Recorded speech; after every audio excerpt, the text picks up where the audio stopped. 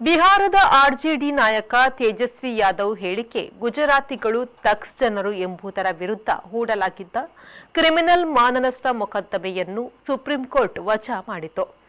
ತೇಜಸ್ವಿ ಯಾದವ್ ಅವರು ಈ ಹೇಳಿಕೆ ಬಗೆಗೆ ಹಿಂದೆಯೇ ಕ್ಷಮಾಪಣೆ ಕೇಳಿರುವುದರಿಂದ ಈ ಪ್ರಕರಣ ಮುಂದುವರಿಸುವ ಅಗತ್ಯವಿಲ್ಲ ಎಂದು ಸುಪ್ರೀಂ ನ್ಯಾಯಮೂರ್ತಿಗಳಾದ ಎಎಸ್ ಓಖಾ ಮತ್ತು ಉಜ್ವಲ್ ಬುಯಾನ್ ಅವರಿದ್ದ ಪೀಠವು ಪ್ರಕರಣವನ್ನು ವಜಾ ಮಾಡಿತು.